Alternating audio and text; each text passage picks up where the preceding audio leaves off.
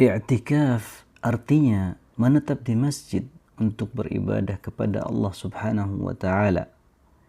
Ibadah ini dianjurkan bagi lelaki dan wanita pada setiap waktu sepanjang tahun. Allah Subhanahu wa Ta'ala berfirman, وعهدنا إلى إبراهيم وإسماعيل أن طهرا بيتي للطائفين والعاكفين والركع السجود. Dan kami perintahkan kepada Nabi Ibrahim dan Nabi Ismail, bersihkanlah rumahku untuk orang-orang yang tawaf, orang-orang yang beriktikaf, serta orang-orang yang ruku' dan sujud. Quran Surat Al-Baqarah ayat 125. Anjuran i'tikaf semakin ditekankan pada bulan suci Ramadan, khususnya pada 10 hari terakhir. Hal ini karena Rasulullah sallallahu alaihi wasallam dahulu senantiasa beriktikaf pada 10 hari terakhir bulan suci Ramadan hingga beliau wafat. Hadis riwayat Bukhari dan Muslim. Menurut pendapat yang lebih kuat, tidak ada batas minimal tertentu untuk i'tikaf, sehingga i'tikaf tetap sah meskipun hanya dilakukan dalam waktu yang singkat. Di antara syarat sah i'tikaf adalah dilakukan di masjid, berdasarkan firman Allah Subhanahu wa Ta'ala, ولا تباشروهن وأنتم عاكفون في المساجد. Dan janganlah kalian menggauli mereka, istri-istri kalian, sementara kalian sedang beriktikaf di masjid.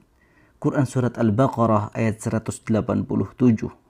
Orang yang beriktikaf harus dalam keadaan suci dari hal-hal yang mewajibkan mandi seperti junub dan haid. Seorang istri wajib meminta izin kepada suaminya untuk beriktikaf. Demikian juga orang yang beriktikaf tidak boleh disibukkan dengan pekerjaan ataupun perniagaan, kecuali karena kebutuhan dan transaksi tersebut dilakukan di luar masjid. Orang yang beriktikaf tidak boleh keluar dari masjid kecuali karena keperluan yang dibenarkan oleh syariat, sekalipun untuk menjenguk orang sakit ataupun menghadiri salat jenazah. Dibolehkan bagi orang yang beriktikaf keluar dari masjid untuk kebutuhan yang tidak mungkin dihindari, seperti buang hajat, mengambil makanan, dan semisalnya. Dibolehkan juga bagi orang yang beriktikaf untuk membersihkan dirinya, mencuci rambutnya, dan menyisirnya. Aisyah radhiyallahu anha dahulu pernah berkata, apabila Rasulullah sallallahu alaihi wasallam sedang beriktikaf, beliau mendekatkan kepalanya kepadaku, lalu aku menyisir rambutnya. Dan beliau tidak masuk ke rumahnya kecuali untuk kebutuhan manusia. Hadis riwayat Muslim.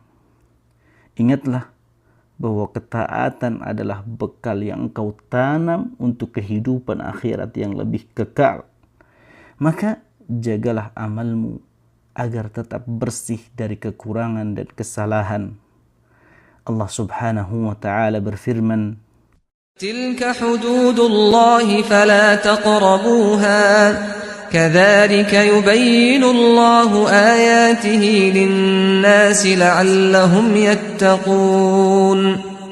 Itulah batasan-batasan Allah, maka janganlah kalian mendekatinya. Demikianlah Allah menjelaskan ayat-ayatnya kepada manusia agar mereka bertakwa. Quran Surat Al-Baqarah ayat 187.